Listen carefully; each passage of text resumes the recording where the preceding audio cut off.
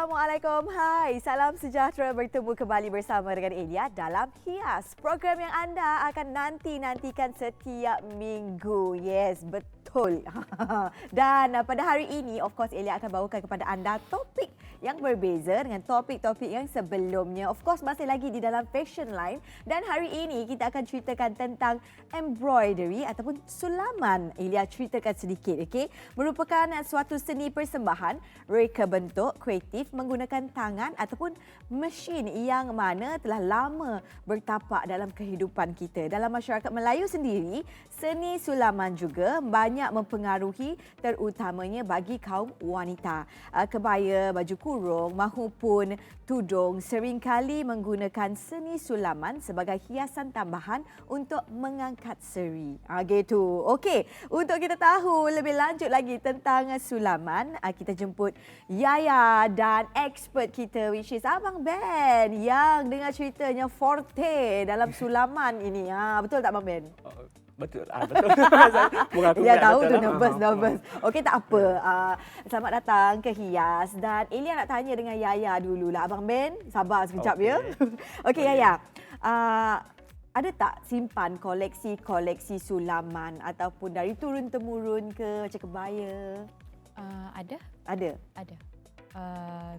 Dari kebaya dari nenek. So simpan lah. Ya, simpan. Sayang. Pernah guna tak? Pernah. Pernah. Pernah. Kenapa hari ini tak guna? Hari ini special Abang Ben yang mereka busana untuk Yaya. Okey, dan juga Yaya, Elia nak tanyalah, bagaimana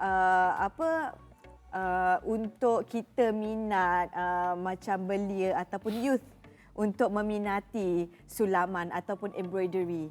Bagi Yaya lah, bagaimana? Sejujurnya, bagi Yaya memang susah nak beli. Sebab biasanya kalangan anak muda mereka lebih minat printed. Printed textile. Ya. Okey. So rasanya dari koleksi turun-temurun. Dan malu sebenarnya. Okey. Yelah, bagi Yaya, Elia dengarkan Yaya memang rasanya susah nak belikan jenis-jenis sulaman. Dan yang ada dekat rumah pun yang turun-temurun. Jadi macam mana Yaya nak beli sesuatu produk ataupun sesuatu baju itu? Macam mana untuk menarik minat Yaya? Macam sulaman Huruf. Ya. And then biasa anak muda sekarang suka design dekat sweater, kasut. Mungkin boleh menarik minat Yaya untuk membelilah. Sebab Elia dekat rumah ada banyak koleksi blouse yang ada sulaman, kasut sneakers yang ada sulaman because Elia suka, Elia minat. Dan thank you so much Yaya. Selepas ini, turn Abang Ben pula, tapi kita tunggu ya. Kita kembali sebentar lagi dalam Hias. Hello, kembali bersama lagi dengan Elia dalam Hias dan masih ditemani oleh Yaya dan expert kita which is Abang Ben. Tadi kita dah borak-borak sikit lah, kita kena kenal dengan Yaya dan juga apa yang Yaya apa yang ada dekat rumah Yaya, collection sulaman yang ada. So kita dah tahu sedikit sebanyak. So kita nak berbalik kepada Abang Ben. Dengar cerita lah. Abang Ben ni memang professional about embroidery ataupun sulaman. Dan juga boleh tak ceritakan kepada kita semua dan penonton di rumah, kenapa Abang Ben menjadikan sulaman ini your forte? Sebab bagi Elia sulaman ini sesuatu yang sukar, sangat-sangat rumit. Saya rasa macam mana nak cakap? Mari saya cakap. Okey. Sulaman selalunya kita lihat sulaman dia mengapa menjadi forte untuk saya sebab tak banyak yang generasi saya lah untuk membuat sulaman. Kalau jika dibandingkan dengan zaman yang sebelum saya, contohnya kakak saya dua orang adalah penyulam, tetapi yang klasik lah Baba Nyonya. So Abang Ben lah yang ambil alih. Saya yang ambil alih. Ini sebenarnya daripada generasi ke generasi, daripada moyang turun ke nenek, turun ke ibu saya sendiri. puluhan tahun dah lah. Memang generasi lah turun-temurun. Pada kakak, saya terlibat dalam bidang sulaman pun secara tak sengaja sebab dulu masa sekolah menengah, bermulanya kita kacau mak kita buat sulaman, dia kejar kita apa semua. Masa tu tak ada minat lagi. So hari-hari tengok dia buat sulaman. So day by day pass. So tengok buat sulaman, and then dalam masa sama saya belajar buat. Tengok sebab mak tailor, tukang sulam, so hari-hari tengok benda yang sama. Minat tu mungkin datang secara Tak sengaja. Tak sengaja, betul. So dari situlah bermulanya. Lepas yang selebihnya, selepas itu tahun ke tahun, so saya mengambil apa? Customer ke klien ke? Belum lagi. Kita buat main-main macam buat sarung bantal apa semua kan. Selepas tu bila saya dah memang serius buat baju, so saya start buat sulaman untuk ahli keluarga sendiri. So dari situ minatnya sampai satu hari tu saya membuat dalam skala yang besar, sekitar tahun 2007, 2005. Lama tu. And then masa tu tak menang tangan lah. Sebab masa tu orang gosip dekat Kuching lah. Gosip, ada gosip buat dia orang cakap sulaman bagi band buat sulaman, mungkin saya ada identiti sendiri untuk sulaman. Setiap penyulam tu dia ada identiti sendiri. So bermula dari situ sampai tak menang tangan. So kita sampai yang butik-butik daripada seingat saya daripada Miri. Dia orang hantar dalam jumlah yang banyak untuk dibuat. Dalam masa tu saya buat tempahan yang pribadilah, personal order daripada klien. So dari situlah bermulanya. So pada waktu itu Abang Ben tengah viral. Kan betul?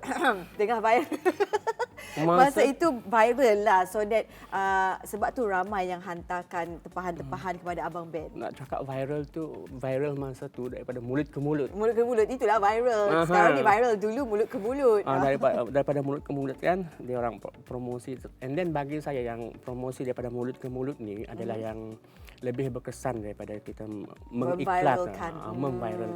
Lebih afdal because kalau kita tinggal dekat rumah ni, lepas tu kita bagi tahu jiran bagi tahu jiran lain, itu lagi cepat. Lagi cepat. Okey, selepas itu pula Elia tahu ada banyak jenis sulaman ya. Sulaman tusuk, ribbon, kerawang, tampal dan banyak lagi. Abang Ben pula mengetengahkan sulaman jenis macam mana ataupun buat semua sulaman ini? Kalau ikut main yang saya asal usulnya, saya memang pembuat kebaya nyonya yang asli, yang klasik seperti yang kita tengok sekarang ni. Tapi mengikut kadang kita terpaksa ikut sebab kebaya nyonya tak banyak yang mampu untuk memiliki kerana harganya yang tinggi. And then kita ambil design. Bukan design. Benda yang lebih macam mana, seperti kurung. Kurung, sejumlah sulaman tu lebih sikit. Maksudnya harga dia makin rendah sedikit so mampu milik. Itu yang saya maksudkan mampu milik. So kena ikut trend semasa juga untuk tu. Kebaya nyonya untuk yang occasion yang sangat special lah macam tu. Kalau buat masa sekarang lah. Kalau untuk zaman dulu-dulu memang kebaya nyonya tu memang untuk anak-anak gadis seperti ini. And then nak cerita sikit. Boleh. Hal kebaya nyonya. Okay. So kebaya nyonya ni kalau ikut daripada history dia, memanglah semua orang tahu kan, umum orang tahu dia dimiliki oleh kaum peranakan. Yang kita tahu dekat sini, dekat Penang, dekat Melaka. Singapura dan negara jiran, sampai ke Burma begitu.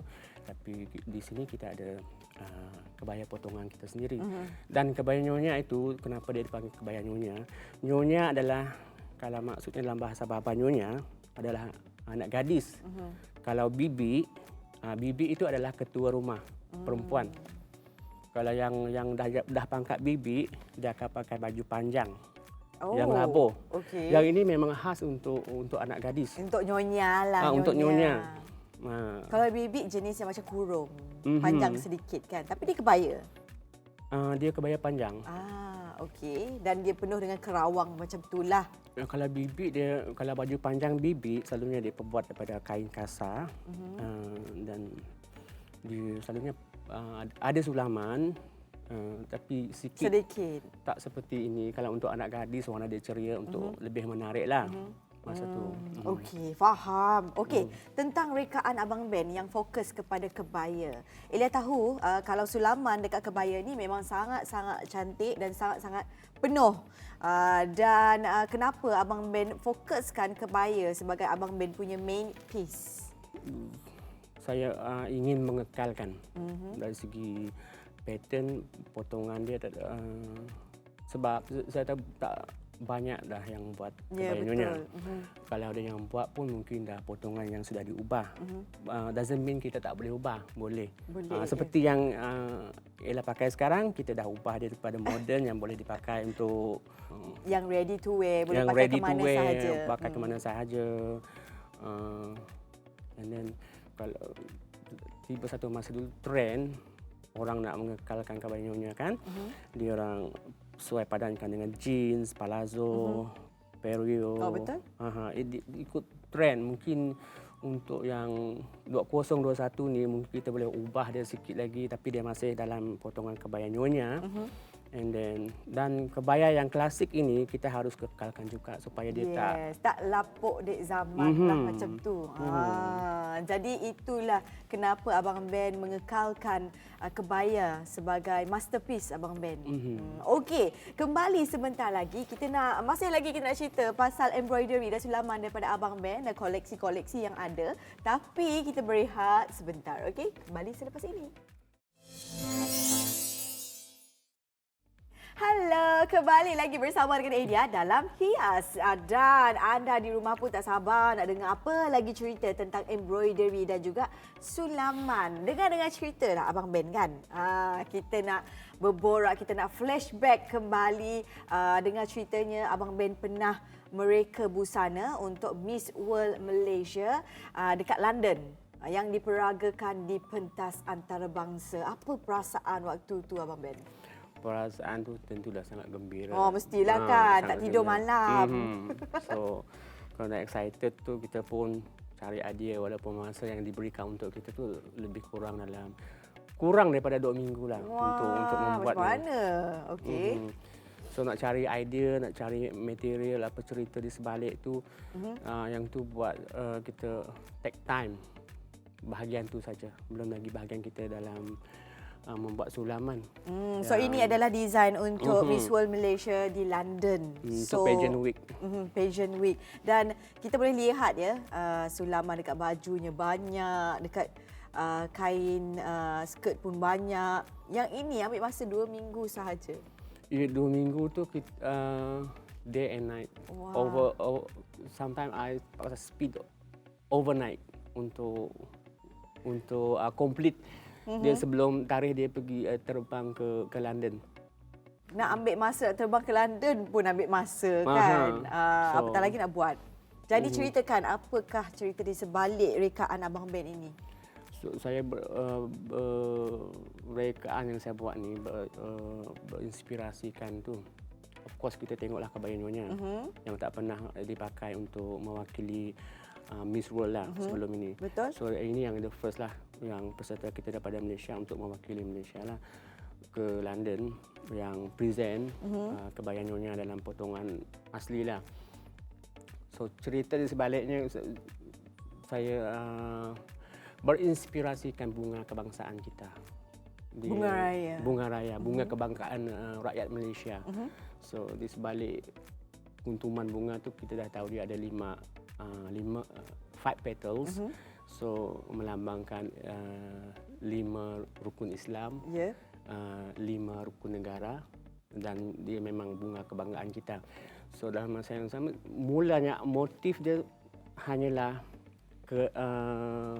bunga raya dan orchid. Disebabkan masa yang suntuk diberi itu saya tak dapat berinspirasi lebih sebab dah nervous. Satu nervous kena gembira, satu nervous takut nanti kena macam Tak siap ke? tak siap, and then kalau tak cantik nanti orang kecam gitu. Betul, betul. So lepas tu saya pergi, ingat dekat Sarawak kita ada orchid, Borneo orchid. So timbul, so lukis orchid. Kita lukis satu orchid, satu bunga raya, dan lepas tu fikir balik yang tukang sulam ni daripada Sarawak. So Kita ambilkan elemen daripada Sarawak. sebab ada Sarawak, present Sarawak, sebab mereka ni daripada Sarawak. So saya teringat dengan burung enggang. So kita buatkan dekat sini dekat lah. dekat skirt dia. Mula-mula kita nak pakai dia memang dalam bentuk yang retro klasik, yang dipakai dengan seperti yang anda lihat nyonya-nyonya pakai itu dengan kain batik. So saya fikir balik, why not saya modernkan sikit untuk menarik perhatian. So saya buat pencil skirt, ubah pencil skirt, and then buat sendiri corak untuk dekat skirt tu. So dia nampak lebih custom made, lebih nampak lebih Dia lain daripada yang lain lain. daripada yang lain yang orang belum pernah buat sebelum ni. So itulah present Sarawak, present Malaysia dan present saya sendiri sebagai pereka dia. So inilah rekaan yang dibawa ke London di Persada, di pentas antarabangsa, dan juga macam mana Abang Ben, kalau kita nak kekalkan sulaman ini, adakah boleh dicuci dengan biasa ke, masuk washing machine ke, atau macam mana kita nak mengekalkan warna, dia punya material, benang, bagaimana kita nak mencuci? So untuk penjagaan pakaian yang bersulam ni sebenarnya dia taklah berapa rumit. Cuma kita perlu lebih perhatian. So serbuk cuci yang kita pakai, kalau cuci sendirilah, tapi saya galakkan hantar pergi dry clean. Kerana benang sulaman itu dia tengok jenislah, kalau dia pada cotton dia lebih tahan. Yang ini jenis gentian lah, sintetik. So dia mungkin cepat pudar. Tapi so far tak ada masalah yang pudar ni. So cari yang serbuk cuci tu yang mild, yang lembut yang tak berapa kuat. Macam tu. Di samping tu jangan jemur direct sun. Okey. Direct sunlight sebab kain pun boleh pudar, dia akan brittle disebabkan cahaya. And then lampu kali matang kita. Boleh untuk semua merangkumi. Kalau kita dekat rumah main sidai je. Sebab tu kalau pakaian yang disimpan dalam museum, dia jarang, dia kena ada satu lagi yang cover untuk menghindarkan daripada lampu tu. Sebab lampu yang kita pakai dekat rumah sebenarnya dia boleh merosakkan fabrik. Bukan boleh merosakkan fabrik saja Abang Ben, boleh merosakkan kulit. Gitu. Memang. Okey, dan itu tentang penjagaan pakaian yang bersulam. Dan tadi kita dah cerita pasal rekaan ini di London dan juga sulaman. Coming soon, ada tak nak reka untuk Miss Universe ke, Miss Planet ke, Miss Tech macam Elia ke? Tapi dah buat dah ni. Yang itu dah ada ura-ura. Dia orang dah ada buat tawaran untuk buat satu dress yang untuk dipakai.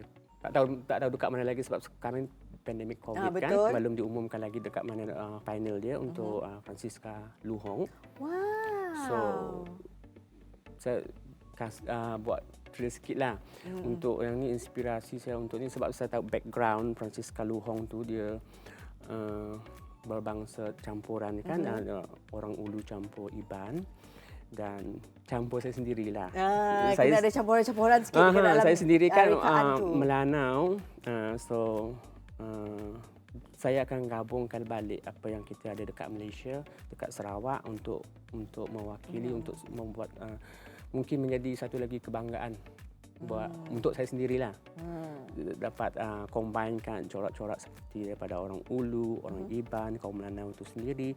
Tapi yang itu saya kira nak buat dia macam masterpiece untuk saya sendiri, untuk simpan di hari itu. Kan, untuk simpan, buat sendiri macam wardrobe yang menjadi masterpiece sendiri dekat rumah. Nanti cucu-cucu akan tengok, oh yang ni Kan? atuk buat dulu. Kena letak nama lah. Ini tahun macam tu.